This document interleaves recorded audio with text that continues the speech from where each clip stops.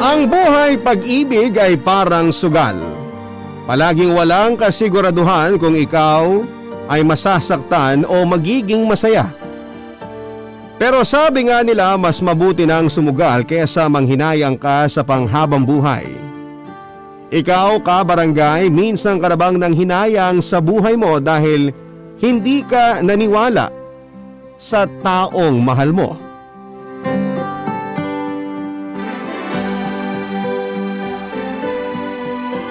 Dear Papa Dudut, kapag nagmahal daw tayo ay palaging dapat na todo. Para kapag nasaktan tayo ay walang pwedeng isisi sa atin na mali dahil lahat ng ginawa natin ay tama. Kaya lang madalas kapag sinusunod natin yon ay todo rin kung masaktan tayo.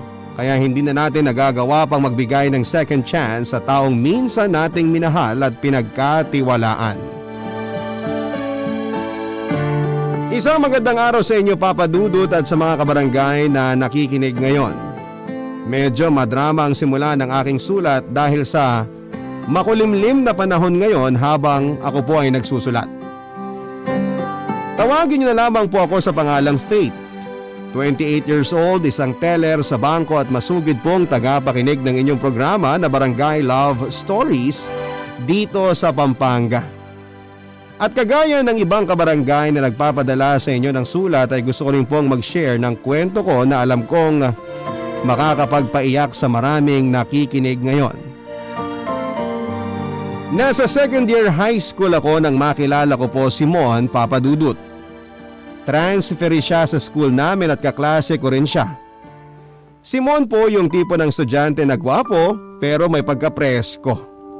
Mahilig siya mangasar at palaging ako talaga ang nakikita niya na batuhin ang mga pang-aasar niya. Palagi niyang pinapansin ang ayos ng buhok ko, ang kulay ng lip gloss at minsan ay pati na rin ang pagiging chubby ko. Dahil nakakapiko ng pang-aasar niya ay madalas ko siyang pinapatulan. Inaaway ko hinahampas sa balikat o kaya ay binabato ng eraser ng blackboard namin.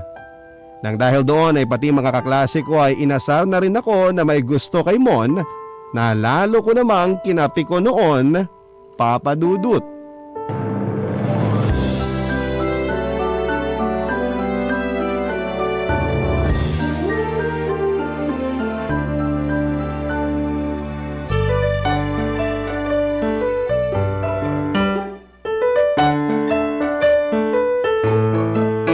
Uy Chubbs! Tulungan na kita dyan. Ako nang magbubuhat ng timba ng tubig na dala mo. Umalis ka na lang dyan sa dadaanan ko. Nakakaistorbo ka lang sa akin eh. Ito naman ang sungit. Ako na nga magbubuhat niyan. Ibigay mo na sa akin yung buhat mong timba. Kaya ko na nga to, kaya tumabi ka na lang dyan kasi nakakaabala ka lang talaga sa akin, Mon. Chubbs, bitawan mo na tong timba. Ako na magbubuhat. Kitang-kita naman sa mataba at namumula mong pisngi na nahihirapan ka na oh. Huwag ka na kasing humarang-harang dyan sa dinaraanan ko para hindi na ako nahihirapan. Akin na nga kasi ang timba. Sige ka, papayat ka sa ginagawa mong yan.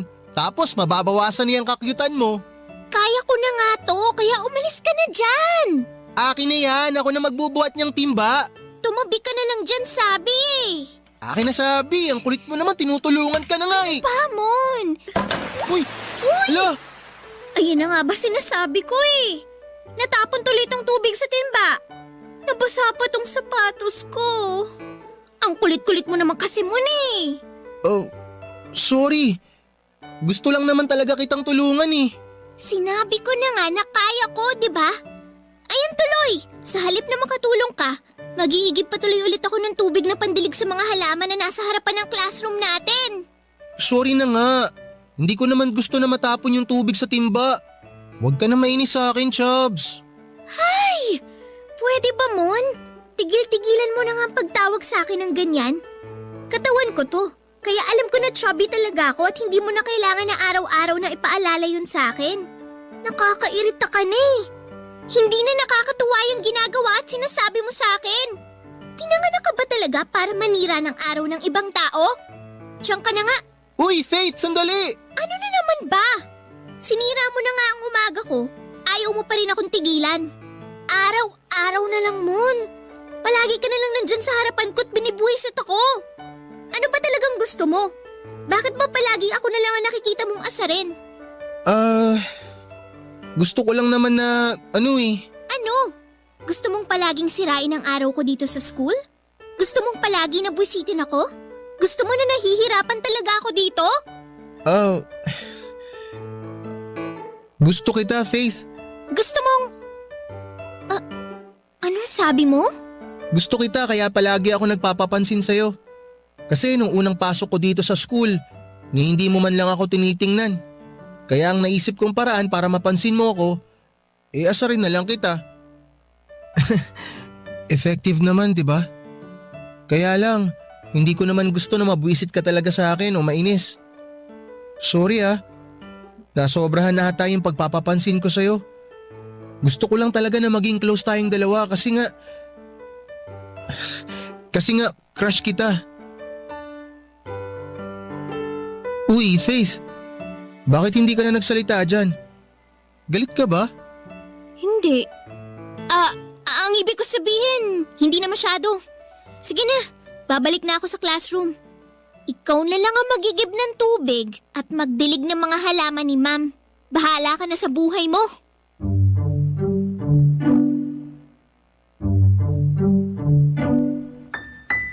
Papa Dudut, hindi ko talaga inaasahan ang ipinagtapat sa akin ni Mon ng araw na yon. Hindi naman kasi talaga halatang may gusto siya sa akin kasi nga ang dating sa akin ng ginagawa niya ay gusto niya lamang talagang maiyak ako sa pambubwisit na ginagawa niya. Kaya hindi ko napansin o naramdaman na may pagtingin na pala siya sa akin sa umpisa pa lamang. Pero may mas nakakakilig pang nangyari ng araw na yon, Papa Dudut. Hindi kasi pumasok si Mon sa unang 2 subject namin sa umaga na yon na labis kong pinagtaka. Kasama ko lamang kasi siya ng umaga na yon tapos ay bigla siyang nawala. Bago kami mag-break time ay nalaman ko na lamang na nasa guidance office na pala siya dahil nakita raw siya ng school guard namin na tumalon sa bakod ng school namin galing sa labas. Pinalabas din naman kaagad siya ng guidance office, Papa Dudut. Tapos nang pumasok na ulit siya sa classroom namin, inabot niya sa akin ang isang pares ng tsinelas na binili daw niya sa labas. Kaya siya nag-over the bakod. Nag-sorry ulit siya dahil sa pakikipag-agawan niya ng timba ng tubig na naging dahilan para raw mabasa ang sapatos ko. Nakita yon ng mga kaklase namin kaya halos lahat sila ay inasar kaming dalawa. Kung noong una ay nagpipigil ako ng inis sa kanilang lahat ng mga oras na yon ay kilig na kilig naman ang nararamdaman ko na pinipigilan ko, Papa Dudut. Naging close na rin kami ni Mon pagkatapos ng araw na yon. Hindi na niya kasi ako masyadong inaasar at nagsimula na rin siyang manligaw sa akin. Nasa 3rd year na kami nang sagutin ko siya at tumagal hanggang college ang relasyon naming dalawa, Papa Dudut.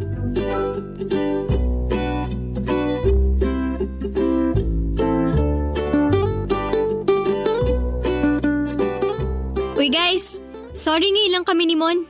Wala namang bago dun kasi palagi kayong dalawang late sa mga lakad ng barkada. Sinabi mo pa, Cheryl. Nakauwi na nga yung ibang kaibigan natin eh. Ang mahalaga, dumating pa rin kami. Happy birthday nga pala, Ralph. Salamat, Mon. Dumating nga kayo pero hindi rin naman kayo nakasama sa barkada picture natin kanina.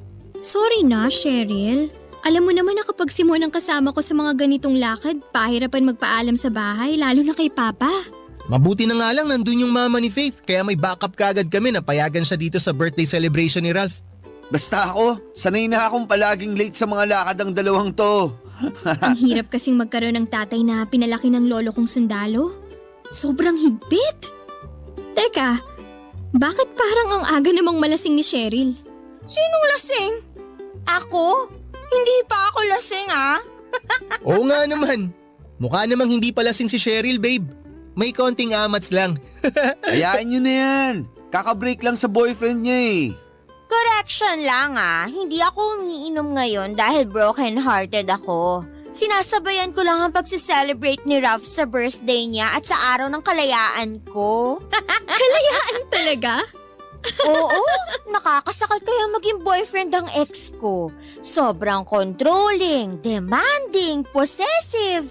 Basta, lahat na yata ng pangit na ugali ng isang tao nakuha ng demonyo na yun.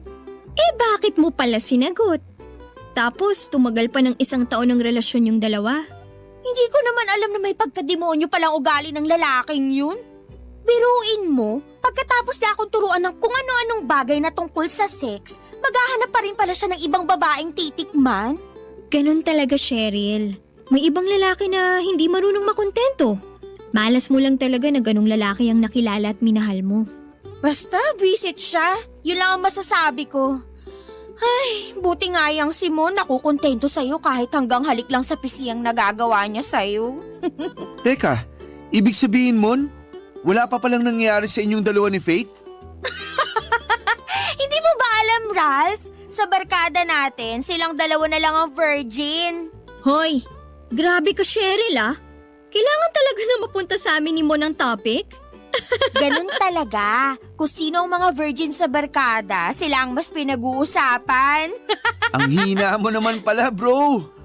Hindi naman pagiging mahina yun, Ralph. Nire-respeto ko lang talaga yung mga gusto at desisyon ni Faith. Tsaka hindi naman ako nagmamadali tungkol sa bagay na yan. Sa kasalan din naman kami mauuwi ni Faith kaya bakit hindi ko na lang hintayin yung araw na yun, di ba? Ang good boy naman pala talaga nitong jowa mo, Faith. Sinabi mo pa. Kaya nga mahal na mahal ko yan eh. Mas mahal na mahal kita, babe. Kaya ire-respeto ko lahat ng mga desisyon mo. Ire-respeto ko rin lahat ng mga gusto mong mangyari sa relasyon nating dalawa.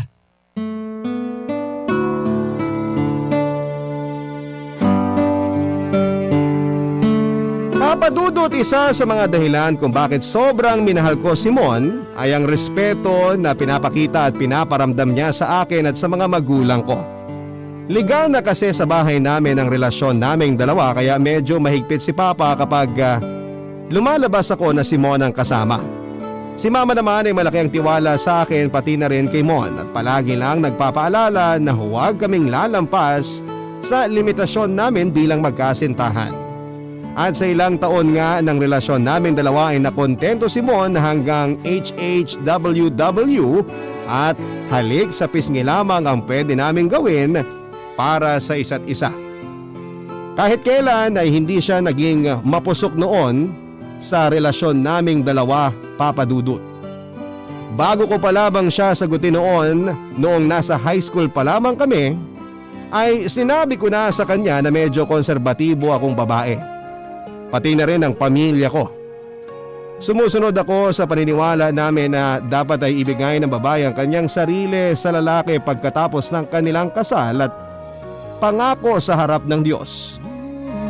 Ang paniniwala ko na yon ay nirespeto naman ni Mon at nang sagutin ko nga siya noon ay nangako siya na hindi niya sisirain ang tiwala ko at respeto niya sa akin bilang babae.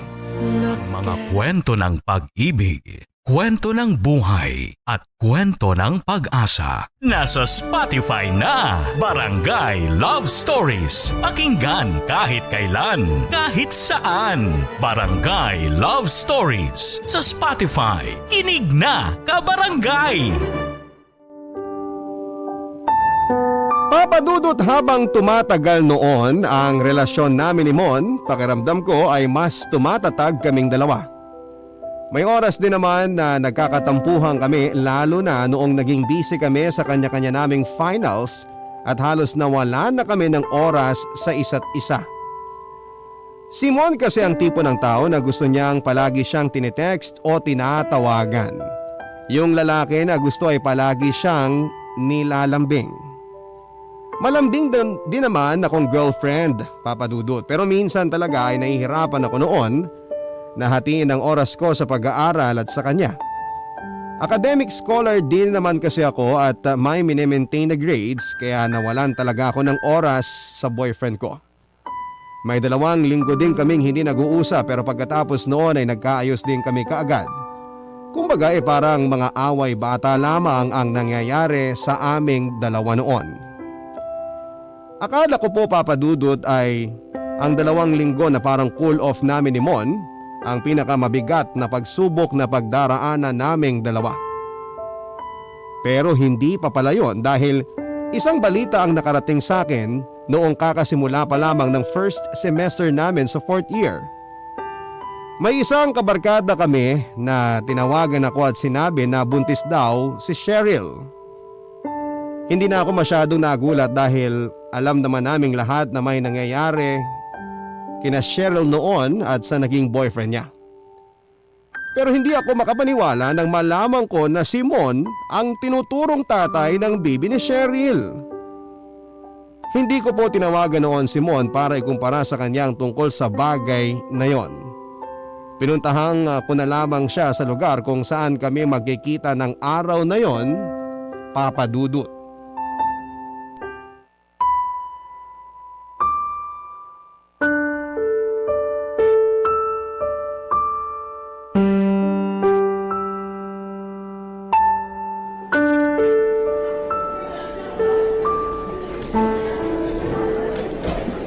Sinabi mo na ba kay Faith ang nangyari? Hindi pa, Ralph. Pero magkikita kami ngayon dito sa labas ng gym. Kailangan mong ayusin yan, bro. Malaking gulo talaga yung pinasok mo. Mon! Naku, ayun na nga si Faith. Babe, bakit hindi mo sinagot yung text at tawag ko kanina? Bakit pa? Magkikita naman na tayo, di ba? Tsaka mas gusto kita makausap ng personal. Mon, alis muna ako ah. Mukhang kailangan niyong mag-usap ng masinsinan ni Faith. Kailangan talaga namin mag-usap nitong kaibigan mo. Meron akong dapat na malaman na si Mon lang ang makakasagot. Sige Faith, mauna na ako. Babe, ano ba yung gusto mong itanong sa akin at parang namumula yung mukha mo sa galit? Totoo ba? Totoo ba ang sinabi ng isang kabarkada natin? Tungkol saan, babe? At talaga magkukunwari ka pa na hindi mo alam? Imposible naman na makarating sa akin ang balita nang hindi dumadaan sa'yo, Mon. Babe, sorry. So, totoo nga! Totoong nabuntis mo si Cheryl? Hindi ko naman alam, babe. Maniwala ka sa akin. Paanong hindi mo alam? Ano yun? Trip lang ni Cheryl na ituro ka bilang tatay ng pinagbubuntis niya? Ang kapal naman pala talaga ng mukha niya kung gagawin niya yon. O sige, itong tanong ko na lang ang sagutin mo. May nangyari na ba sa inyong dalawa? Hindi ko rin alam, babe, kasi pareho kaming lasing ni Cheryl nung gabing yun. Pero wala akong matandaan na may nangyari talaga sa aming dalawa. Bakit nga ikaw ang tinuturo niyang tatay ng pinagbubuntis niya? Hindi ko alam, siguro kasi nung nalasing kaming dalawa, nung magising kami, pareho kaming nasa loob ng kwarto niya tapos halos wala kaming damit. Grabe. Grabe ka, Mon. Tapos ngayon, sasabihin mo sa akin na walang nangyari sa inyong dalawa? Lasing na lasing nga kasi ako nun, babe. Kaya wala akong matandaan na may nangyari sa aming dalawa. Ewan ko sa'yo! Napakasinungaling mong lalaki ka! Babe, sandali! Huwag ka munang umalis! Faith! Papa Dudut, hindi talaga ako makapaniwala tungkol sa pangyayari na yon. Hindi ko na rin po napigilan na puntahan si Cheryl sa kainan at tambayan ng barkada namin. Nandun din si Ralph at iba pang kaibigan namin na kaagad na umawat sa akin bago pa ako tuluyang makalapit kay Cheryl. Sinabi ko sa kanila noon na gusto ko lang marinig mula kay Cheryl ang totoo at wala akong plano na saktan siya. Kilala naman ako ng barkada na hindi talaga palaaway na tao kaya hinayaan na lamang nila kaming mag-usap ni Cheryl. Sinabi ni Cheryl na may nangyari nga sa kanila ni Mon nang minsang magkainuman silang dalawa sa bahay niya.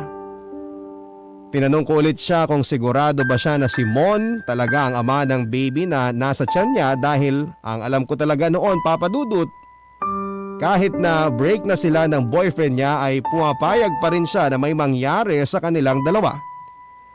Pero giniit talaga ni Cheryl na si Mon ang tatay ng baby niya dahil si Mon lang daw ang nakagalaw sa kanya sa huling 2 buwan. Doon ako nagsimulang makumbinse na ang boyfriend ko talaga ang tatay ng ipinagbubuntis ni Cheryl. Kaya hindi ko na muli pang kinausap si Mon at hindi ko na rin sinagot pa ang mga text o tawag niya. Minsan siyang pumunta noon sa bahay pero muntik na siyang mabugbog ni Papa dahil sa galit nito sa kanya. Kaya nawala ng paraan si Mon para makalapit at makausap ako noon, Papa Dudut.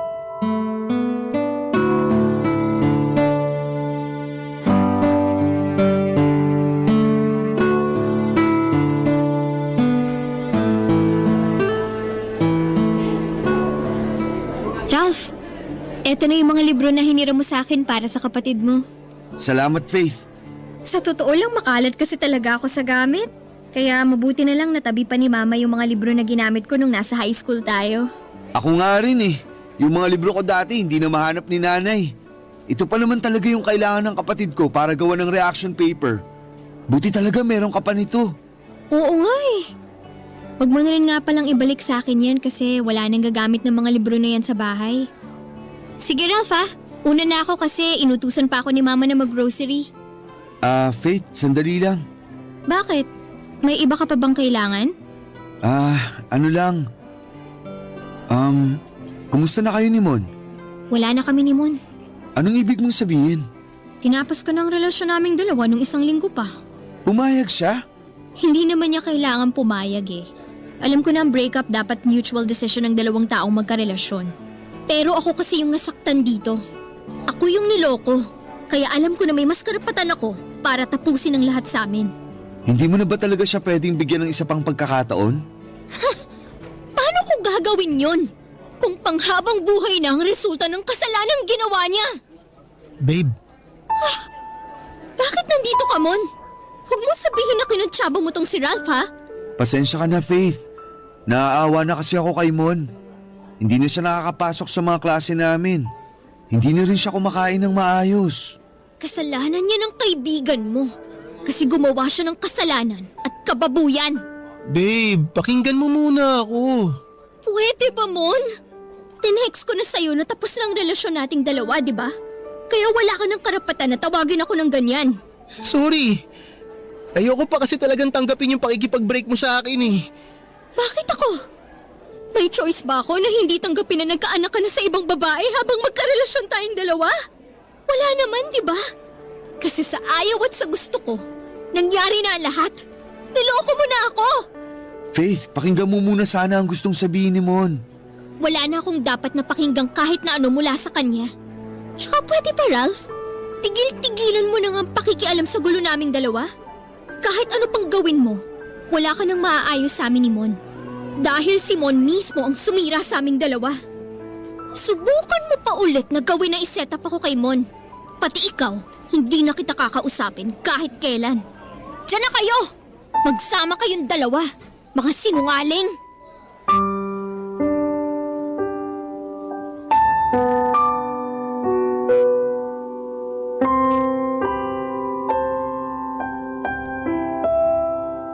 Papadudot hindi lang si Ralph ang sumubok na pag-ayusin kami ni Mon dahil marami kaming common friend at marami rin ang kumakausap sa akin na bigyan ng pagkakataon ng relasyon naming dalawa. Yung iba kasi sa mga kaibigan namin ay hindi rin naniniwala na si Mon ang tatay ng ipinagbubuntis ni Cheryl. Sinasabi nila sa akin na baka raw gumagawa lang ng kwento si Cheryl para may managot sa ipinagbubuntis nito. Marami nga rin sa mga kaibigan namin ang nagalit kay Cheryl dahil sa mga nangyari. Hindi ko alam kung bakit hindi nila magawang magalit kay Mon kahit siya naman talaga ang punot dulo ng lahat. Ang sabi kasi ng mga kaibigan namin ay kilala nila si Mon at alam nila na hindi niya magagawang magloko sa relasyon naming dalawa. Alam daw nila kung gaano ako kamahal ng ex-boyfriend ko. Pero nangyari na kasi ang lahat, Papadudut. Niloko na niya ako at nagawa pa niyang magkaroon ng anak sa ibang babae. At yun ang hindi ko magagawang patawarin kahit na kailan, Papadudut. Ang mga kwento ng pag-ibig, kwento ng buhay at kwento ng pag-asa. Nasa Spotify na, Barangay Love Stories. Pakinggan kahit kailan, kahit saan. Barangay Love Stories sa Spotify. Kinig na, kabarangay! Papadudot, nahihirapan din naman ako sa ginawa kong pag-iwas noon kay Mon, lalo na sa pakikipag-break ko sa kanya. ako makapag-concentrate sa pag-aaral ko. Palagi akong pumapasok noon sa mga klase ko na naiiyak at naluluha ang aking mga mata. Sobrang hirap pala talagang masaktan lalo na sa kauna, pero palaging nananalo ang galit at kirot sa puso ko nang dahil sa ginawa niya. Halos maglilimang taon na ang relasyon naming dalawa at akala ko ay kaya niyang maghintay kagaya ng paulit-ulit niyang pinapangako sa akin. Ibibigay ko rin naman ang sarili ko sa kanya pero sa tamang panahon pa. Ang akala ko ay nirerespeto niya talaga ang paniniwala ko at ng buong pamilya ko. Yun pala, Papa Dudut, ay hahanapin niya rin sa ibang babae ang bagay na hindi ko pa magawang maibigay sa kanya dahil hindi pa ako handa ng mga oras na yon.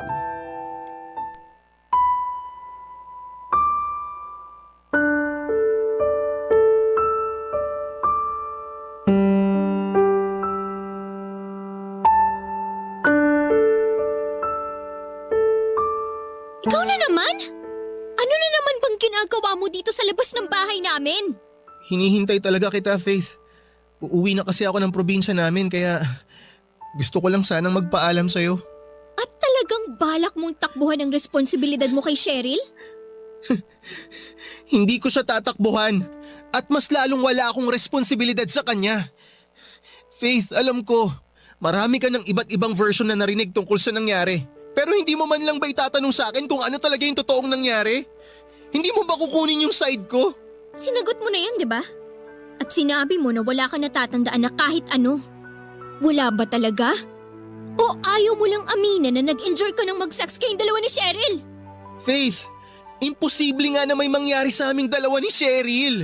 Paanong imposible? Eh sa'yo nang galing na nagising kang katabi mo siya. Tapos wala na kayong kahit na anong suot, di ba? Dahil lasing na nga ako nung gabing yun. Eh kaya nga nakipag-inuman ka sa bahay mismo ni Cheryl, di ba? Kasi may balak ka na makipag-sex sa kanya. Yun ba yung nakarating sa yung kwento? Na sinadya kong lasingin si Cheryl para may mangyari sa amin? Ay, noong gabi na nalasing kaming dalawa ni Cheryl, siya mismo ang nagpapunta sa akin sa bahay nila. Ang sabi kasi sa akin ni Cheryl, gusto niyang may makausap na lalaki dahil hindi niya na maintindihan yung ex-boyfriend niya. Actually, dalawa kami ni Ralph ang nagpunta doon. Pero nauna siyang umalis sa akin. Yun din yung linggong nagkalabuan tayong dalawa, Faith. Kasi busy ka sa academics mo. Kaya masama rin talaga yung loob ko ng mga oras na yun. So yun din ang dahilan kung bakit nakipag-sex ka kay Cheryl? Hindi nga pwedeng mangyari yun. Pwede ba patapusin mo muna ako sa mga sinasabi ko? Umiiyak noon si Cheryl at sabi niya na may mabigat siyang pinagdadaanan ng mga oras na yon. At dahil may problema nga tayong dalawa, naparami yung inom ko ng alak. Alam mo naman na madali ako malasing, di ba? At kapag nalalasing ako, nakakatulog ako kaagad. Ano bang point mo, Mon? Na walang nangyaring kahit ano sa inyo ni Cheryl? Na natulog lang kayo magkatabi nang hindi mo siya ginagalaw? Na gumagawa lang ng kwento si Cheryl nang sabihin niyang ikaw ang ama ng pinagbubuntis niya? Oo! Kasi paano ko siya magagalaw kung malalim na ang tulog ko dahil sa kalasingan?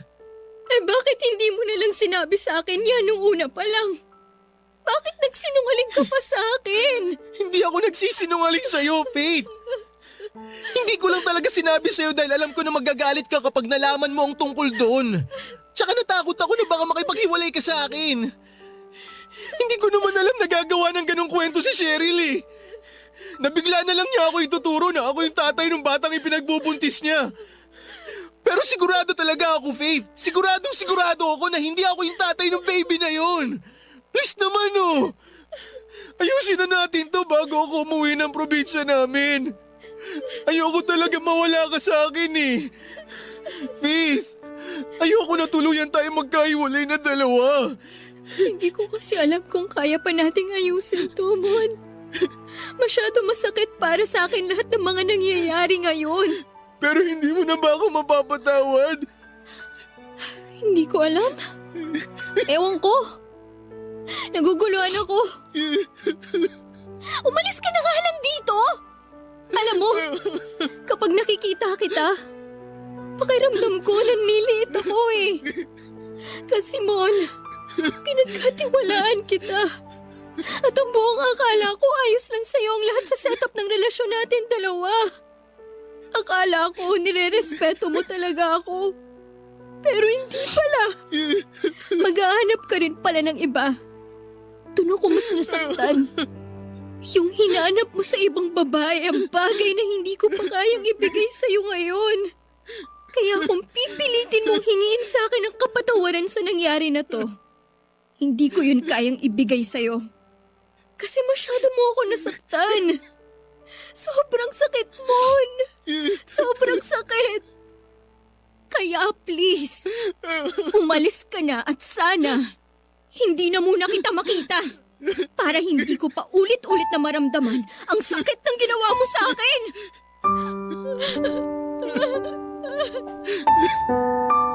Papa Dudut, bago pa nakasagot ulit si Mon, ay lumabas na sina Papa at Mama mula sa loob ng bahay. At nang makita nga ni Papa si Mon ay kaagad niya itong sinuntok, kagaya ng inaasahan ko. Halos mabali na nga ni Papa ang ilong ni Mon sa lakas ng suntok na ginawa niya. Mabuti na lamang at may kapitbahay kami na kaagad ding umawat sa gulo. Umiiyak po akong pumasok sa loob ng bahay namin kasunod ang mga magulang ko. Si Papa ay galit na galit pa rin kay Mon at minumura ito samantalang si Mama ay nakahiyakap na lamang sa akin. Papa Dudut, sigurado naman ako sa sarili ko na mahal ko pa rin po si Mon hanggang sa mga oras na yon. Ang hindi ko alam ay kung kailan ko siya magagawang patawarin. Ako pa naman yung tipo ng tao na kapag nasira na ang tiwala ay hirap na yung maibalik pa o mabuong muli. Kaya alam ko na kapag sinubukan naming magkabalikan ni Mon ay palagi na lamang kaming mag-aaway at isa pa, Papa Dudut, parang hindi ko rin kayang magkaroon ng boyfriend na may anak na. Hindi ko ma-imagine ang sarili ko nakasal sa lalaking may nauna ng anak sa ibang babae. Papa Dudut, pagkatapos kong ipagtabuyan si Mon sa bahay namin ay hindi ko na siya muli pang nakita. Ang sabi ng ilang barkada namin ay umuwi na raw siya ng probinsya nila. Nawala na rin noon sa lugar namin si Cheryl at may kumalad pa na chismis na siguro raw ay nagsasama na silang dalawa kaya sila lumayo sa lugar namin. Doon ako mas lalong nasaktan, Papa Dudut. Kaya ginawa ko ang lahat para kalimutan siya. Nag-focus na lamang ako sa pag-aaral at nang makatapos ay kaagad akong nagtrabaho. Mabagal ang naging proseso ng pag-move on ko pero sa tingin ko ay nagawa ko naman yon kahit papaano. Sumubok din ulit ako makipagrelasyon noon pero wala rin nagtagal sa relasyon na yon. Siguro kasi alam ko rin sa sarili ko na hindi pa talaga ako handa na magseryoso at magmahal muli. Papa Dudut, may 6 na taon na po ang lumipas noon nang makatanggap ako ng imbitasyon mula sa isang barkada namin. Kinuha niya raw na ninong at ninang ang lahat ng mga kabarkada namin at in-invite niya kami sa binyag ng baby niya.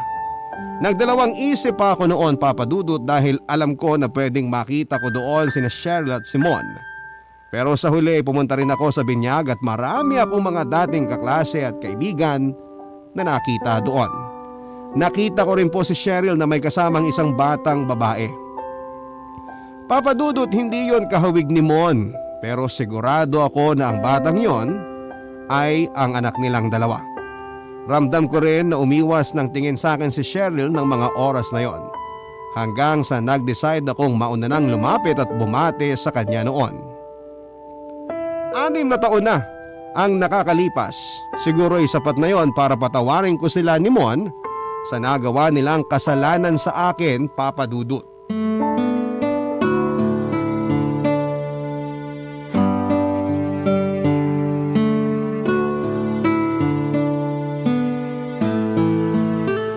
Nak, ingat ka sa pagtalon-talon mo. Saka huwag ka masyadong lumayo kay Mommy.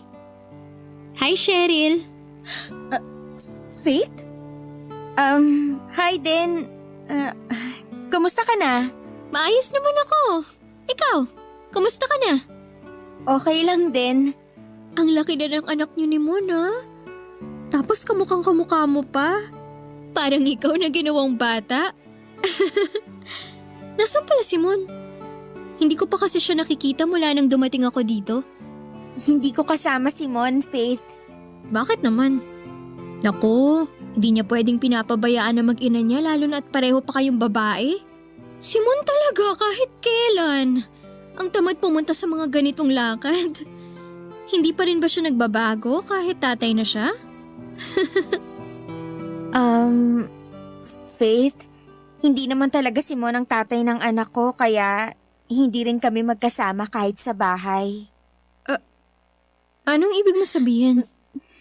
Nagsinungaling ako sa inyong lahat nung ituro ko noon na si Mon ang tatay ng baby ko. Teka, hindi ko maintindihan. Paano hindi siya ang tatay ng anak mo? Di ba may nangyari sa inyong dalawa? Nag-inuman at nagkalasingan pa nga kayong dalawa, di ba? Oo, totoong kaming dalawa na lang ni Mon ang natirang magkasama na nagiinuman nun sa bahay ko. Pero sobrang nalasing siya kaagad. Tapos sinubukan ko na nahalikan siya. Ikaw ang naunang humalik sa kanya? Oo, kasi lasing na rin ako noon kaya hindi ko na masyadong alam ang ginagawa ko. Kaya lang, tinulak niya lang ako at pagkatapos noon, natumba na siya sa kinauupuan niya. Inalalayan ko pa siyang maglakad papunta sa kwarto ko. Hinubaran at sinubukan kong romansahin. Pero wala eh. Nakatulog na siya dahil sa kalasingan. Pero bakit si Mon ang paulit-ulit mong tinuturo na nakabuntis sa'yo? Dahil ayaw akong panagutan ng ex-boyfriend ko at kailangan ko ng sasalo sa anak ko. Faith, sorry. Hindi ko naman talaga ginusto na sirain ang relasyon yung dalawa. Naipit lang ako sa sitwasyon. Ayoko lang talaga na lumaki ang anak ko na walang kinikilalang tatay. Pero wala rin eh. Ayaw din akong panagutan ni Mon dahil alam niya na hindi raw sa kanya ang batang dinadala ko. Kaya nagdesisyon na lang ako umalis at lumayo dito sa lugar natin. Alam mo ba kung anong ginawa mo sa amin ni Mon? Lalo na sa akin? Ang buong akala ko, magkasama kayo sa halos 6 na taon na hindi ko kayo nakita. At ang akala ko talaga, si Mon ang tatay ng baby mo. Akala ko niloko niya ako noon. Tapos ngayon sasabihin mo na hindi pala totoong lahat ng pinagkalat mo tungkol sa inyong dalawa? Intindihin mo naman sana ako. Sinubukan ko lang na umiwas sa kahihiyan ng mga panahon na yon. Hindi pa rin naman kasi ako handang maging nanay noon. Eh bakit kasi paulit-ulit ka pang nagpapagamit sa ex-boyfriend mo noon? Kung hindi ka pa pala handa sa ganyang kabigat na responsibilidad? Tapos nandamay ka pa ng ibang tao? Anong klaseng kaibigan ka, Cheryl? Faith, sorry talaga. Nag-guilty rin naman ako sa ginawa ko lalo na nang tuluyan ng masira ang relasyon niyo ni Mon. Kaya rin ako pumunta ngayon dahil gusto ko na makita ka at makapag-sorry sa'yo. Pero hindi ko alam kung paano gagawin yun kasi nga sobrang nahihiya ako sa'yo. Pero sana mapatawad mo ako, Faith. Kayo ni Mon. Sana mapatawad niyo pa akong dalawa dahil sobrang pinagsisisihan ko na talaga ang ginawa ko sa inyo. Sorry. Sorry talaga, Faith. Papa Dudut, gusto ko talagang sampalin si Cheryl ng mga oras na yon para mabawasan man lang ang sakit na nararamdaman ko noon sa dibdib ko.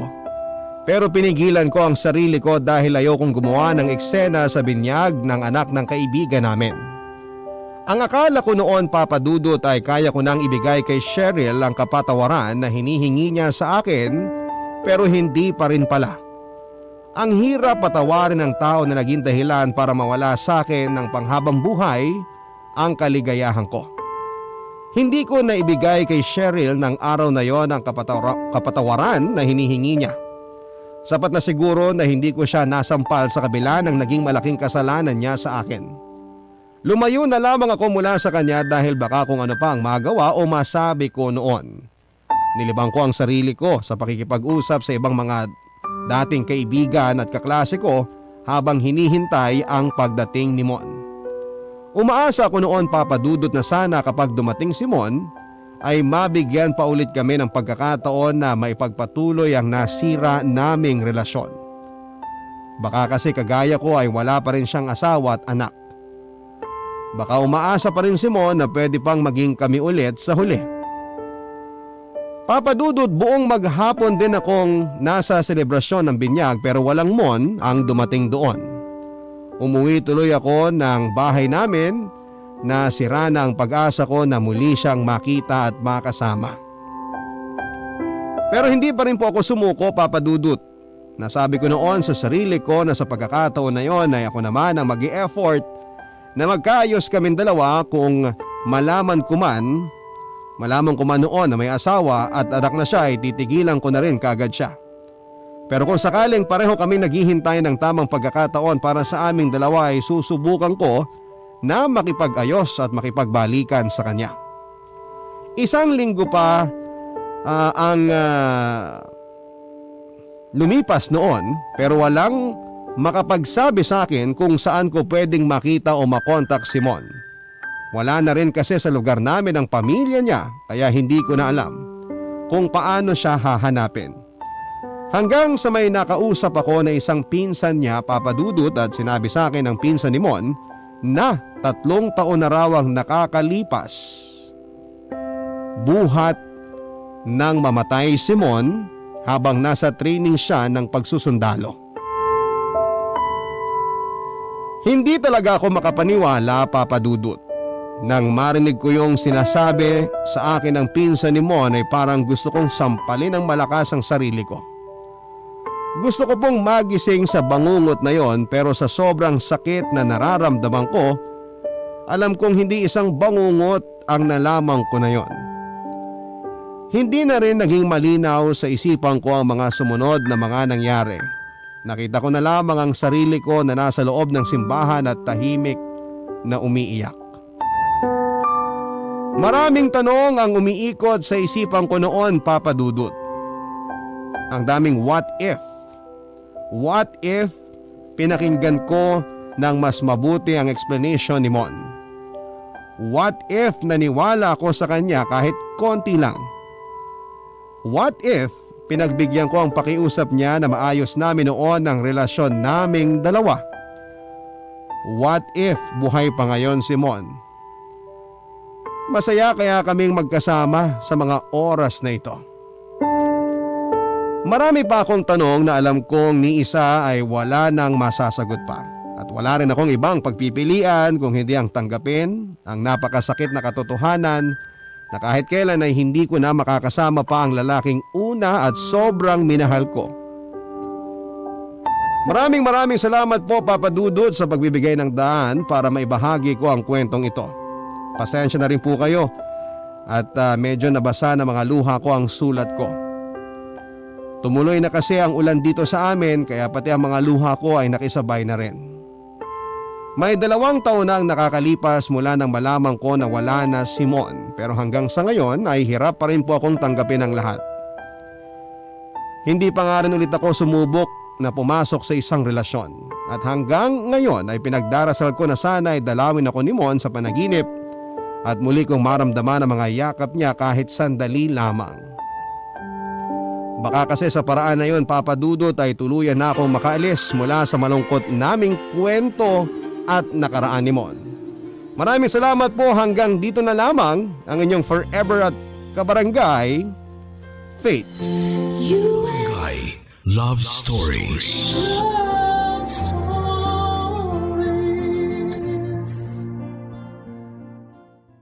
Ang pangalawang pagkakataon ay ibinibigay hindi lang para maitama ang naging pagkakamali natin, kung hindi para patunayan na kaya nating bumangon at magbago pagkatapos nating madapa sa isang kasalanan. Ikaw, kapuso, minsan mo na bang nasira ang tiwala ng taong mahal mo?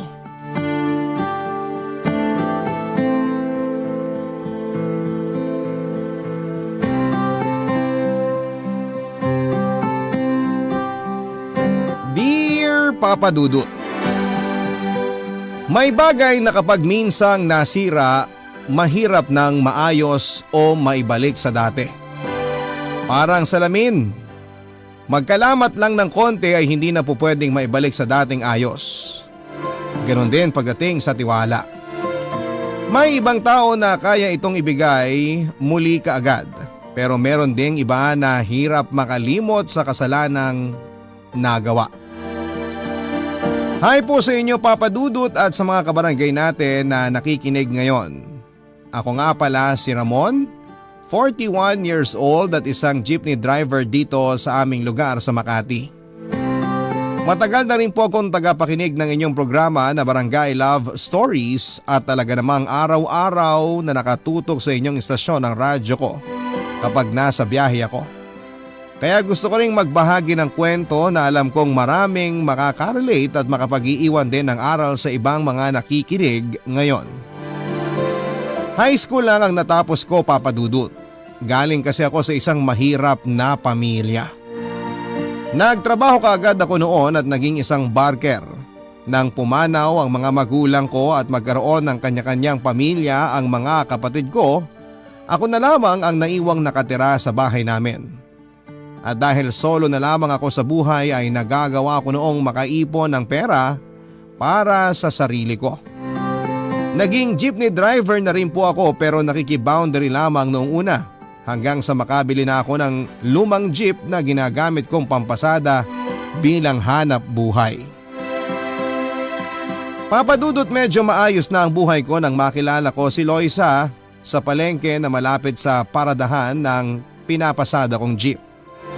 Pinsan siya ng kapwa ko driver at nagpatulong ako dito na maligawan siya. Hindi nga nagtagal ay naging malapit na kami sa isa't isa hanggang sa naging nobya ko na siya at napangasawa. Nagkaroon kami ng 2 anak at kahit ako lamang ang naghahanap buhay sa pamilya ay naigagapang ko naman ng maayos ang buhay namin, Papa Dudut.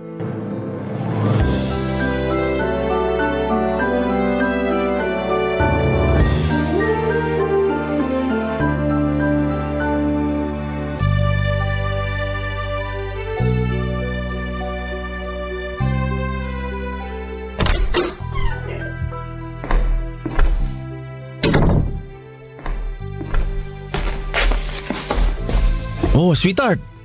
Bakit gising ka pa? Nandyan ka na pala, sweetheart. Hinihintay kasi kitang makauwi eh. Dapat hindi mo na ako hinintay. Malalim na ang gabi. Ayos lang, Sabado naman bukas. Walang pasok sa school yung mga anak natin. Kahit na. Alam ko rin namang pagod ka sa mga gawaing bahay. Kaya dapat hindi ka na nagpuyat para hintayin ako makauwi.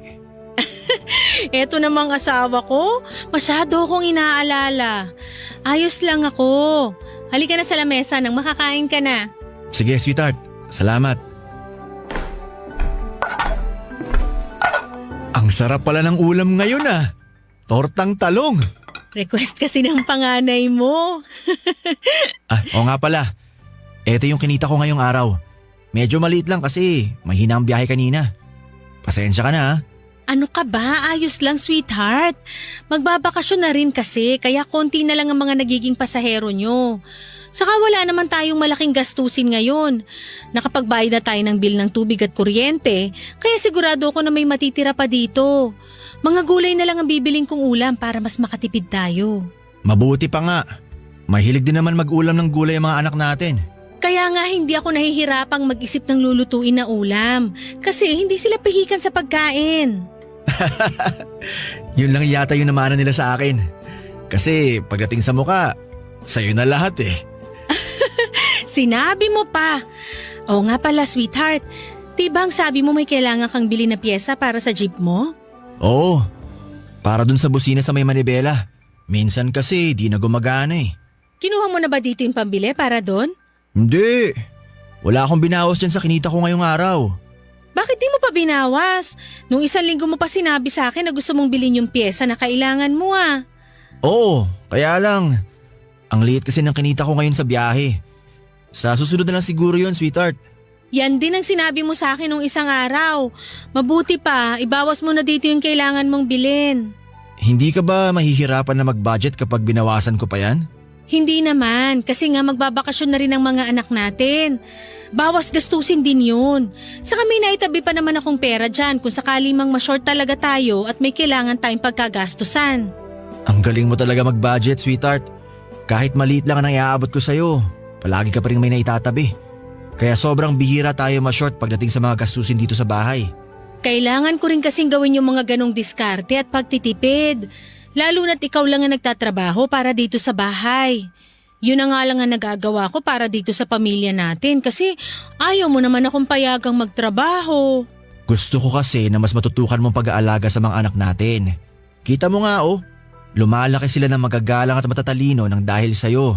At napakalaking tulong ng ginagawa mo, sweetheart. Kaya sobrang swerte ko rin talaga na ikaw ang naging misis ko.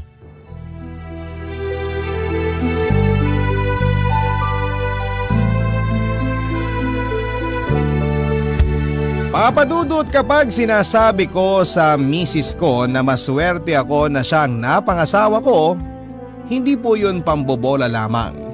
Dahil palagi kong pinagpapasalamat sa Diyos na nakilala ko siya at naging nanay siya ng 2 anak ko. Malambing kasi si Loisa, matipid pa, tapos kahit pagod sa mga gawaing bahay ay hindi siya nagpapakita ng pagod kapag inaasikaso niya ako. Madiskarte rin siya pagdating sa mga gastusin sa bahay namin. Hindi naman kasi talaga malaki ang kinikita ng isang jeepney driver na kagaya ko.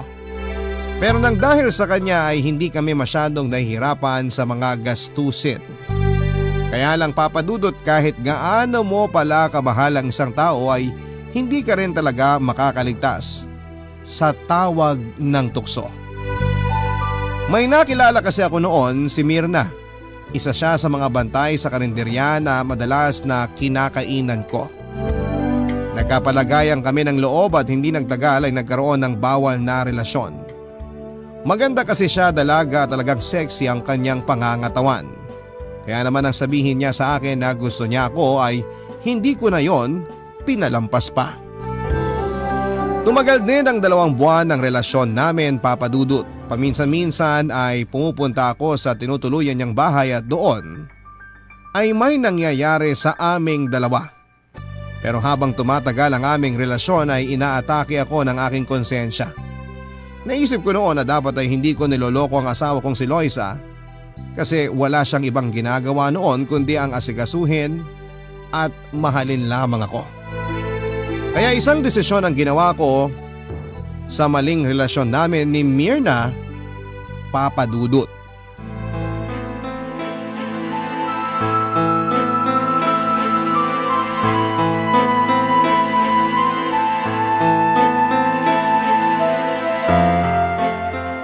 Anong sinasabi mo na gusto mo lang tapusin ang relasyon natin, Ramon?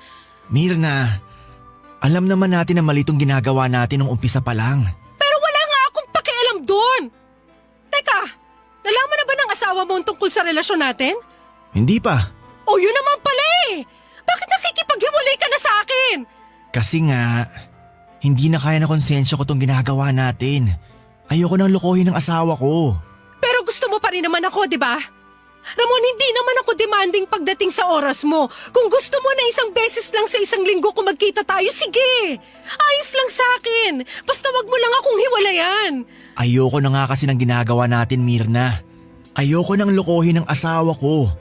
Ayoko siyang masaktan pag nalaman niyang tungkol sa ating dalawa. So ayos lang sa'yo na ako na lang ang masaktan? Hindi naman sa ganun. Pero gusto ko lang na iwasan na nating lumaki pa tong gulo na ginagawa natin, Mirna. Sorry talaga kung masyado kita nasasaktan ngayon. Pero hanggang dito na lang talaga tayo. Ramon! Ha? Buksan mo ang pinto! Sino ba yung kumakatok sa pinto ng bahay ko at hinahanap ka, Ramon? Naku, yari! Boses ni Loisa yun! Boses ng asawa mo? Akala ko ba hindi niya pa alam ang tungkol sa relasyon natin? Hindi ko alam kung paano niya nalaman. Buksan mo tong pinto! Ito na nga ba yung sinasabi ko eh. Paano na to? Sigurado ako na… Uy, Mirna! Saan ka pupunta? Huwag mong buksan yung pinto! Ano ka ba? Ano ba problema mo? At nagwawala ka rito sa labas ng bahay ko? Nasaan ang asawa ko? Ilabas mo siya! Alam kong nandyan si Ramon! Ramon! Halika nga rito! Sinusundo ka na ng asawa mo! Loisa, ano ginagawa mo dito?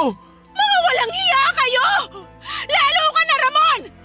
Tama nga si Maring Irma sa sinabi niya sa akin na may kinalolokohan kang malanding babae sa bahay na to! Hoy! Huwag mo ako matawag-tawag na malandi dito mismo sa tapat ng pamamahay ko, ha? Loisa, ano ba? Hindi ka kasi pumapatol ka sa lalaki may asawa at mga anak na! Aba! Alakas sa loob mo na sampalin ako, ha? Dito pa talaga sa teritoryo ko? Huh? Mirna, tama na! Babae ka! Isa ka ba, Ramon? Napakawalang hiya mo! Sobrang sama na ugali mo! Paano mo ako nagawa Loisa, sandali lang. Hayaan mo muna ako magpaliwanag. Huwag mo ako hawakan! Nakakadiri ka! Nakakadiri kayong dalawa! Magsama kayo ng kabit mo! Loisa, sandali! Huwag kang umalis! Loisa, mag-usap muna tayo! Loisa! Huwag mo nang habulin yung losyang mong asawa, Ramon. Kung gusto niya makipaghiwalay sa'yo, hayaan mo siya. Pwede ba tumahimik ka na, Mirna? Hindi ko hayaan na maghiwalay kami ni Loisa. Nagsisisi talaga ako na nagkaroon tayo ng relasyon. Papa Dudut, hindi ka agad binitawan ni Mirna ang braso ko at pinilit pa niya akong wag umalis para siyang piliin ko.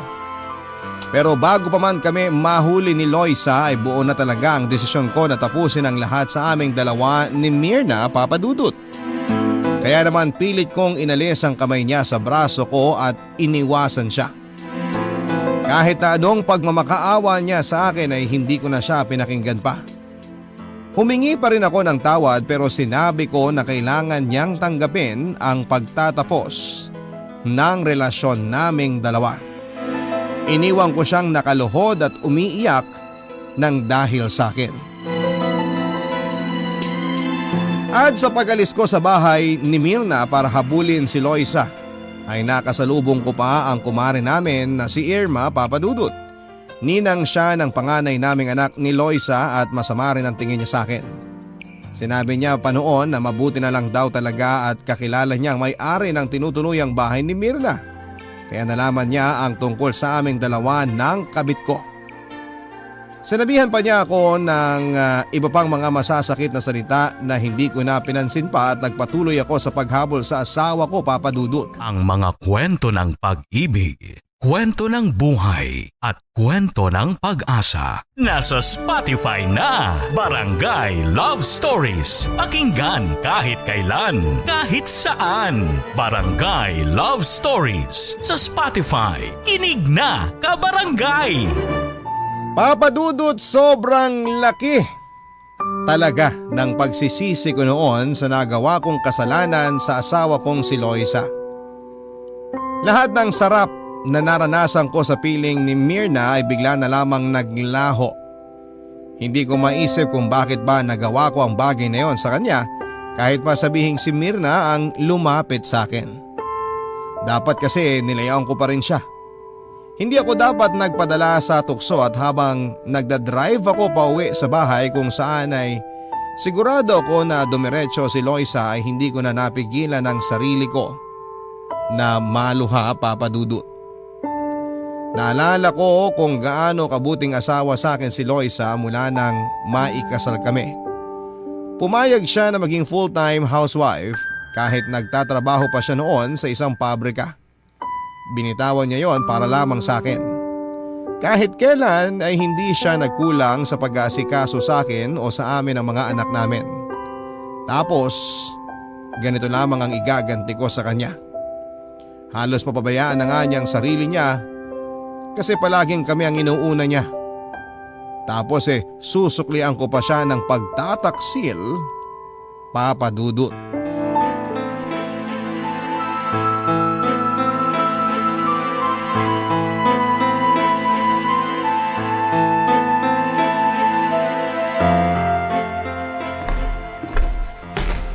Sweetheart! Sweetheart, nasaan ka? Sweetheart, ano ginagawa mo? Bitiwan mo nga ako! Bakit kasi nag-iimpake ka? Aalis na kami ng mga bata sa bahay na to! Iiwan ka na namin, Ramon! Sweetheart, please naman. Huwag mo namang gawin to. Pag-usapan muna natin to. Wala na tayong dapat pag-usapan! Meron pa! Ano? Yung tungkol sa pambababae mo?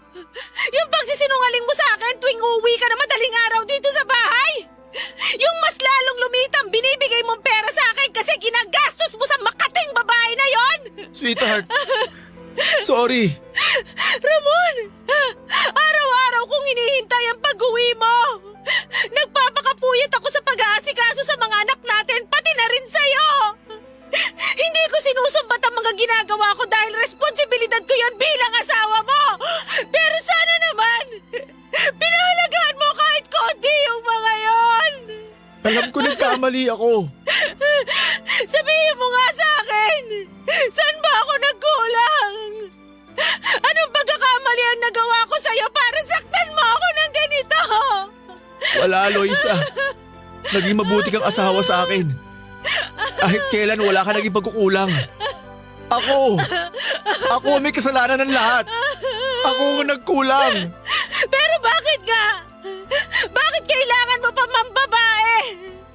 Bakit kailangan mo pa akong lokohin? Natukso lang ako pero hindi ko ginusto na saktan ka. Maniwala ka sa akin, Loisa. Nakipagkalas na ako kanina kay Mirna. Dahil nahuli ko na kayong dalawa. Nung sinabi sa akin ni Irma yung tungkol sa babae mo, hindi agad ako naniwala. Sinabi niya na siya mismo ang nakakita na pumapasok ka sa bahay nung malanding yon. Pero kinontra ko lang siya. Kasi alam ko na hindi mo ako magagawang lokohin. Sigurado ako na hindi mo sisirain ang tiwala ko sa'yo, pero nagkamali ako. Nagkamali ako sa pagkakakilala ko at pagtitiwala ko sa'yo. Loisa, please. Patawarin mo na ako. Nagsisisi na talaga ako. Ayoko mawala ka sa akin. Kayo na mga anak natin. Eh di sana inisip mo yan bago ka ng babae. Bago ka gumawa ng kalokohan na pwedeng makasira sa pamilya natin. Natukso lang talaga ako. Pero hindi ko na uulitin yon. Hindi mo na talaga mauulit dahil hindi na ako makikipag-ayos sa'yo. Aalis na kami ng mga anak ko sa bahay na to at kahit kailan, hindi mo na kami makikita. Loisa, parang awa mo na. Huwag mo akong iwan. Bitiwan mo ako. Hindi ako mabubuhay nang hindi kayo kasama ng mga bata.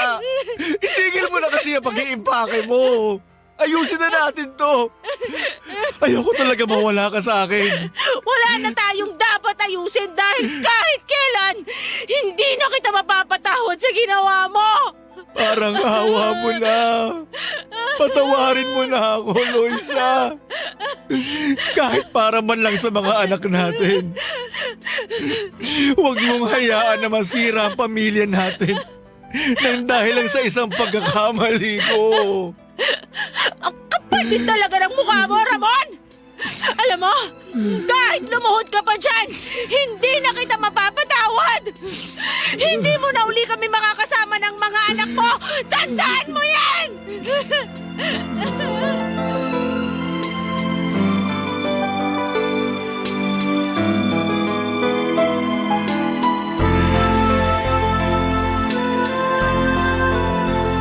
Papa Dudut, hindi ako huminto sa pagmamakaawa kay Loisa na patawarin ako. Noong ko nga naisip na hindi ko kakayaning mabuhay ng mag-isa, na hindi siya kasama lalo na ang mga anak namin. Ayoko pong magkahiwalay kami at masira ang pamilya namin, Papa Dudut. Oo, kasalanan ko talaga kung bakit kami nagkagulo noon at dapat ay pinag-isipan ko munang mabuti ang lahat bago ako gumawa ng kalokohan.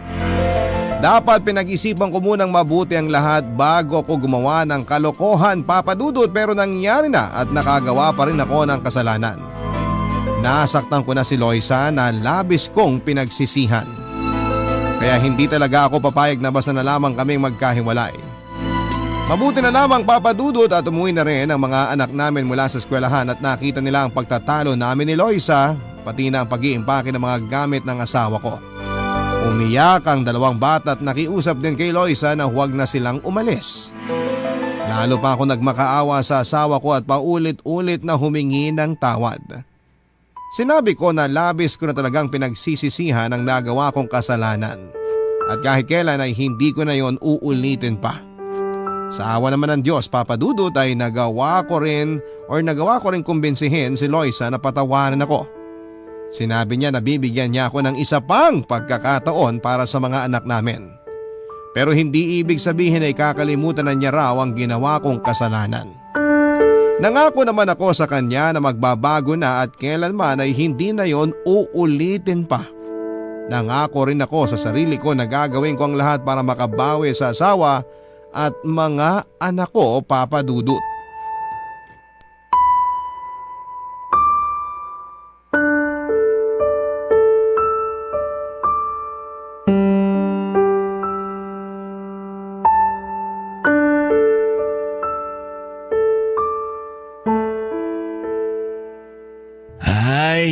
Nakakapagod yung pasada kanina.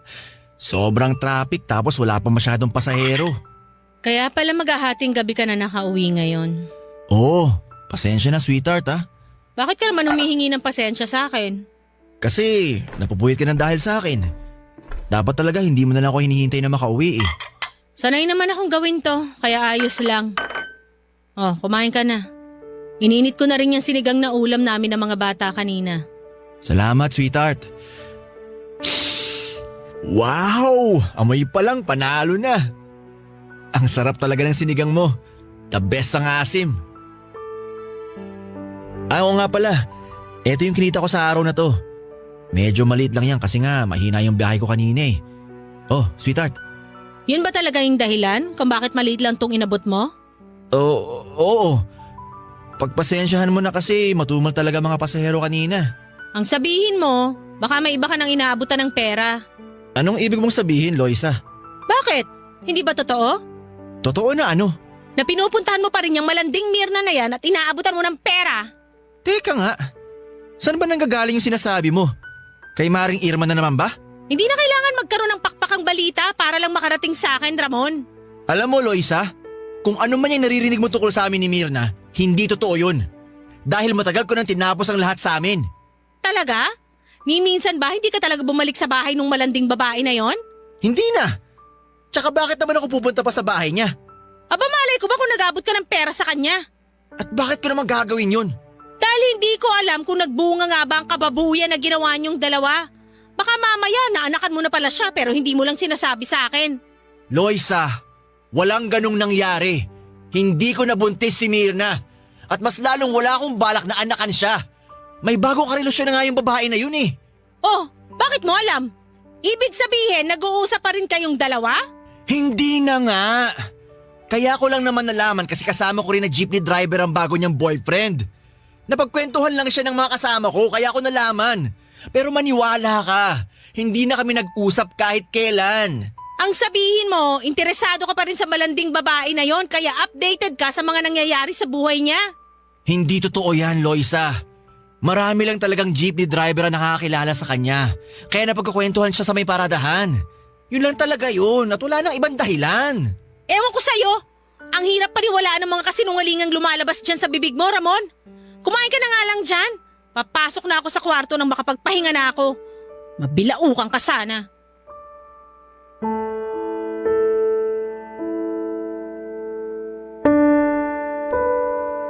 Papadudot kahit pinatawad ako ni Loisa at nagsama muli kami sa bahay ay hindi rin kagad naging maayos ang lahat sa amin. Hindi rin kasi kami bumalik sa dating tahimik at masayang pamilya. Para bang bigla na lang naglaho ang mabait, malambing at mapagmahal kong asawa. Alam ko naman na kasalanan ko talaga yon kaya nangako ako na gagawin ko ang lahat para bumalik kami sa dating masayang pagsasama.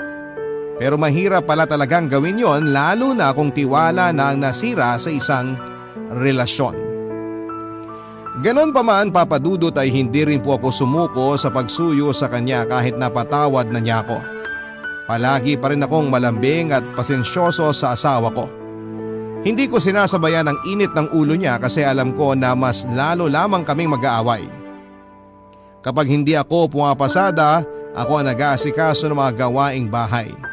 Pinagluluto ko rin siya ng paborito niyang pagkain.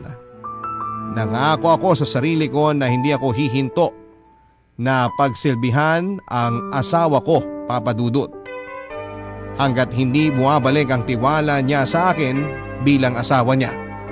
Lalo't alam ko na kasalanan ko ang lahat ng yon kung bakit siya lumayo sa akin. Ang mga kwento ng pag-ibig, kwento ng buhay at kwento ng pag-asa. Nasa Spotify na, Barangay Love Stories. Pakinggan kahit kailan, kahit saan. Barangay Love Stories sa Spotify. Kinig na, kabarangay!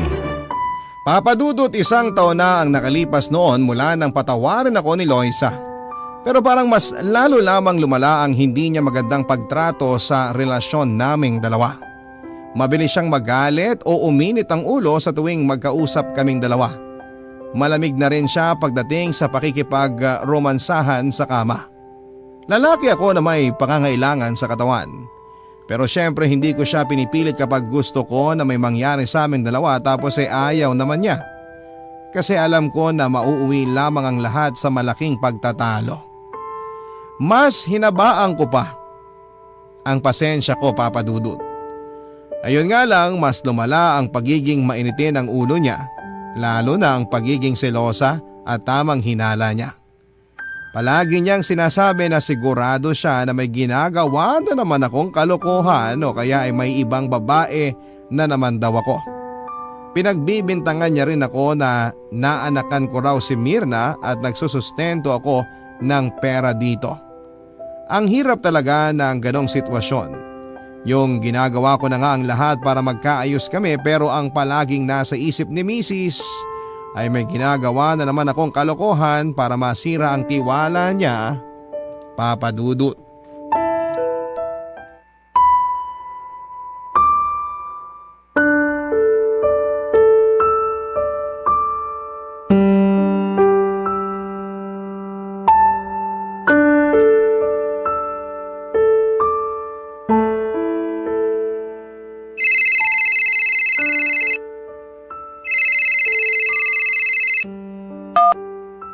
Hello, sweetheart.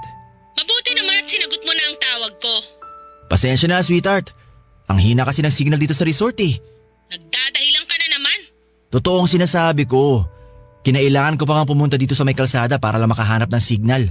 Bakit ba kasi hindi pa kayo maalis dyan sa resort? Ang sabi mo sa akin na alis na kayo dyan ng alas 5 ng hapon eh. Pasado alas 6 na, nandyan pa rin kayo? Nag-extend kasi dito sa resort yung mga empleyado ng kumpanyang umarkila sa amin ng mga kasamaan kong jeepney driver. Hindi naman ako pwedeng maunang umalis kasi walang masasakyan pabalik na Maynila yung mga hinatid namin dito sa Laguna. Ang sabihin mo, may natitipuhan ka na namang babae dyan kaya hindi ka pa umuuwi. O kaya kasama mo mismo dyan ang kabit mo. Nagsasabi ako ng totoo, sweetheart. Nakakontrata ang paghatid at sundo namin sa company outing na to. Kaya hindi talaga ako pwedeng basta na lang umalis. Pero nangako ka nga na hindi ka na magpapaabot ng gabing-gabi sa labas ng bahay natin. Pasado alas 6 pa lang. Intindihin mo naman sana na hindi ako pumunta rito para tumambay. Matagal na kitang iniintindi, Ramon. Kaya nga pinatawad kita kahit nahuli kitang may ibang babae, di ba? Doon na naman papapunta ang usapan na to? Bakit? Totoo naman ah. Kahit anong pag-intindi ang ginawa ko sa'yo noon, niloko mo pa rin ako. Alam mo, tama na nga itong walang kwentang pag-uusap na to.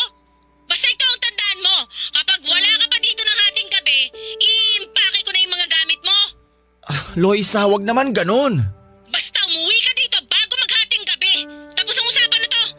Loisa, wag ka na magalit. Nagtatrabaho lang talaga ako dito. Hello? Hello, Loisa? Pinatayan na ako ng cellphone. Hulaan ko. Si Loisa yung kausap mo, no? Ikaw pala yan, Eric. Oo, tama ka. Si Loisa nga kausap ko. Sabi na nga ba eh. Kapag ganyan na problemado ang mukha mo, si Loisa lang ang dahilan. Ano bang nangyari? Nagagalit siya kasi hindi ko kagad nasagot ang tawag niya. Sinabi ko naman na mahina ang signal dito pero ayaw niya maniwala. Mas nagalit pa siya kasi hanggang ngayon nandito pa rin tayo sa resort. Dapat sinabi mo na hindi naman tayo basta pwedeng makaalis dito dahil nakakontrata tayo. Yun nga ang sinabi ko pero hindi naman siya naniwala. Naku, pasensya ka na pare ha. Napasama pa yata yung pag-imbita ko sa'yo sa racket na to. Naku Eric, wala kang kasalanan. Nagpapasalamat nga ako kasi ang laking tulong din nitong racket na binigay mo. Ang laki rin kasi ng binayad ng kumpanya para sa pag-arkila nila sa atin. Kaya salamat ha. Wala yun Ramon. May iba ako. Kumusta na ba kayo ni Loisa? Napansin ko na parang hindi pa kayo masyadong nagkakaayos. Kasi sa tuwing nasa may paradaan tayo ng jeep, problemado ang mukha mo pagkausap mo siya sa cellphone. Ang totoo, hindi pa nga kami masyadong nagkakaayos. Si Loisa kasi, palagi ko pinag-iisipan ng masama. Anong ibig mong sabihin? Sa tuwing hindi niya ako kasama o nakikita, pakiramdam niya may kasama akong ibang babae. Kaya palagi siya nagte-text sa akin na siguro raw nandun ako sa bahay ni Mirna. O kaya minsan sa tawag, sasabihin niya na nararamdaman niya raw na may bago na naman akong kinalolokohang babae. Tapos ngayon, ang gusto niya, umuwi ako bago maghating gabi. Malabo yan. Kasi mukhang madaling araw na tayo makakauwi. Yun nga ang sinabi ko sa kanya. Nag-extend nga kasi dito sa resort yung mga empleyado ng kumpanyang umarkila sa atin. Pero itong asawa ko, ang akala niya may kasama akong ibang babae dito. Ay, ang hirap ng gantong sitwasyon, Eric. Pinatawag nga ako ni Loisa pero hindi ko naman maramdaman kasi ni katiting na tiwala hindi niya maibigay sa akin ngayon. Wala naman ako ibang magawa kasi alam ko kasalanan ko rin kung bakit siya nagkakaganon hanggang ngayon. Papadudot, alam ko naman na ang minsang pagtataksil ko ang pinaka-dahilan ng pagbabago ng asawa kong si Loisa.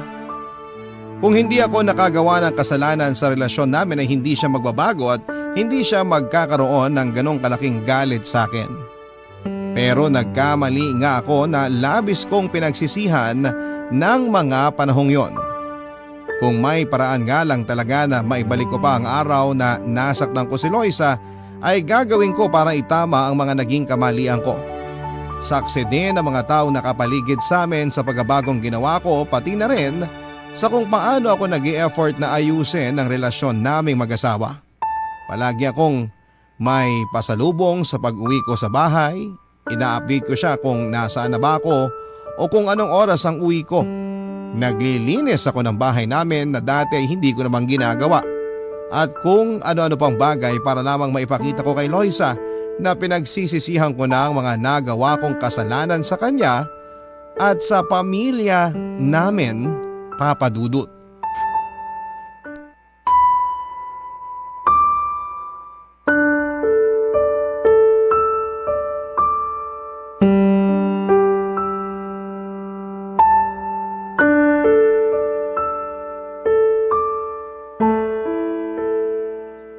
Grabe, nakakapagod ang biyahe.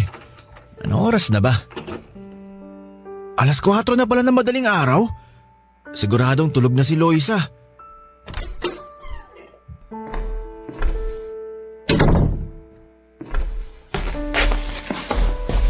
Teka, ano to? Bakit may malalaking bag dito? Ano bang laman ng mga to? Tinan ko nga.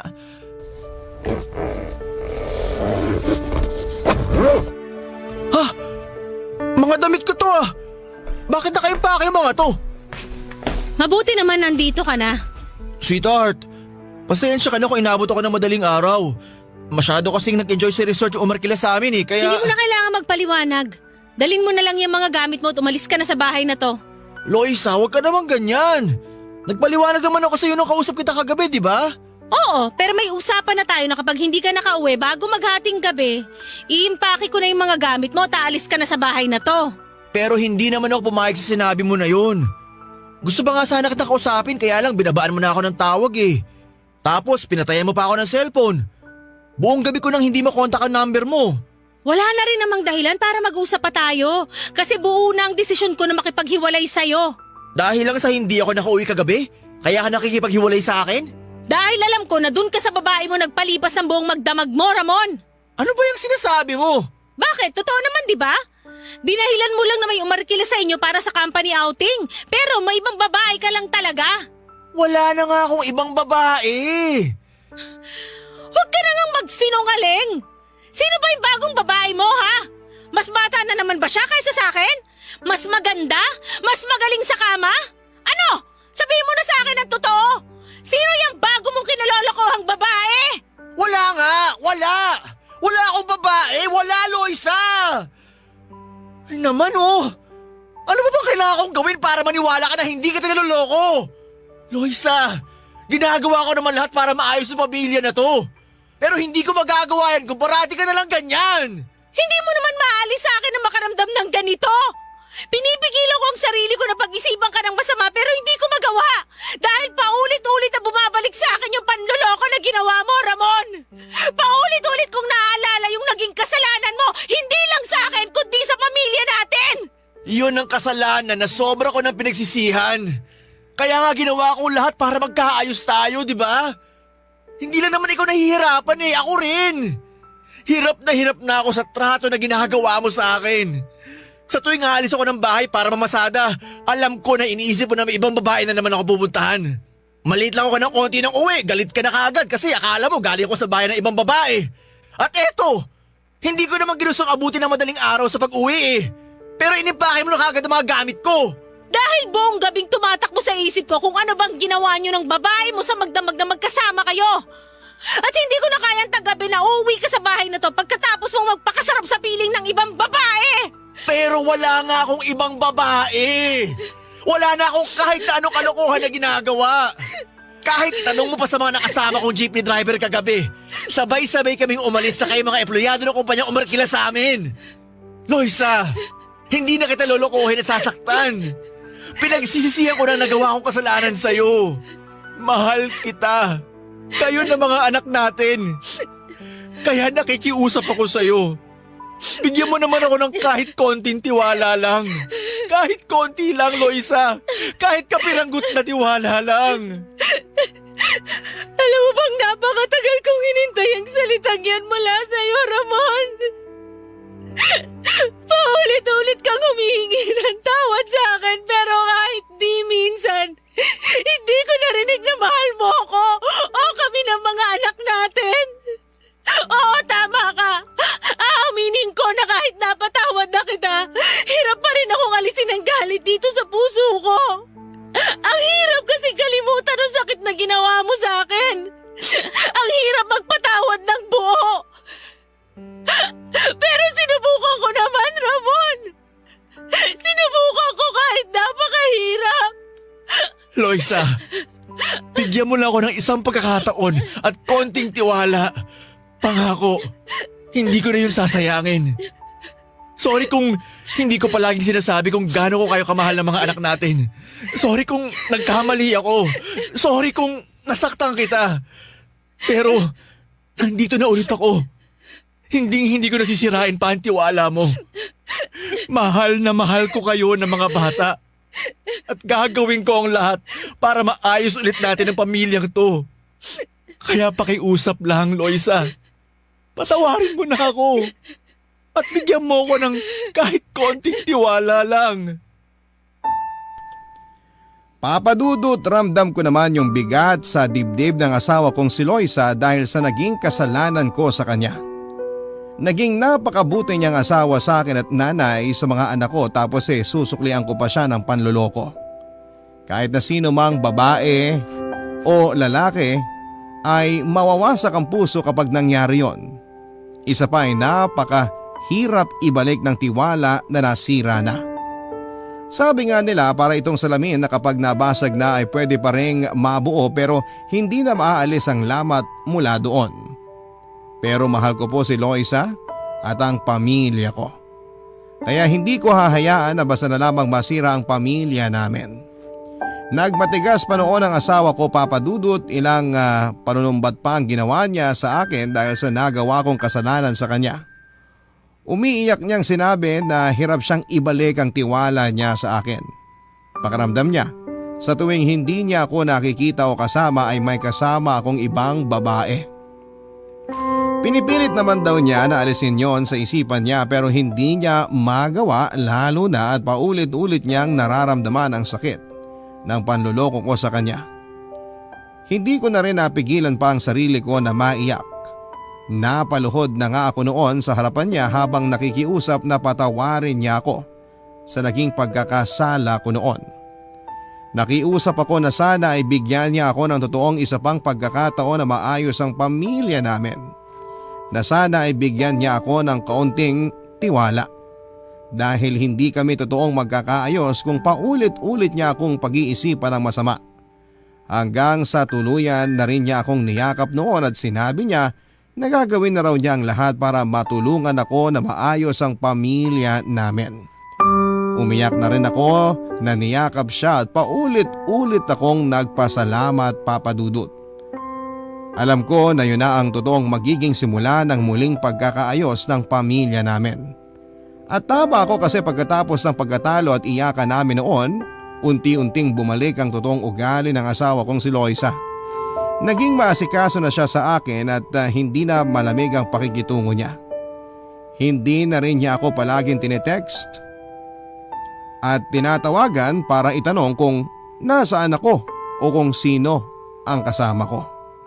At kahit may mga oras na malalim na ang gabi kung umuwi ako sa bahay, hindi na niya ako sinasalubong ng galit niya.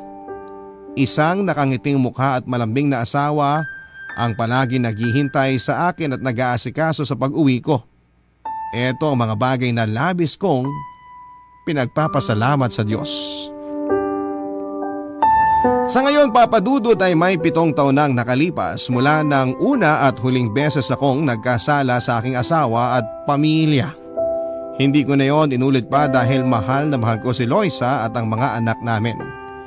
Tinupad ko ang pangako ko na hindi ko na sila muli pang sasaktan at kapalit noon ay ang masayang pamilya na pinagkaloob sa akin ng Diyos. Ganon talaga siguro ang buhay. Kapag naging mabuti kang tao o asawa ay magkakaroon ka ng isang masayang pamilya. Dito ko na po tinatapos ang aking sulat at sana ay may aral po kayong napulot sa ating mga kabarangay na nakikinig sa aking kwento. Ang inyong forever kapuso at kabarangay, Ramon. Barangay Love Stories.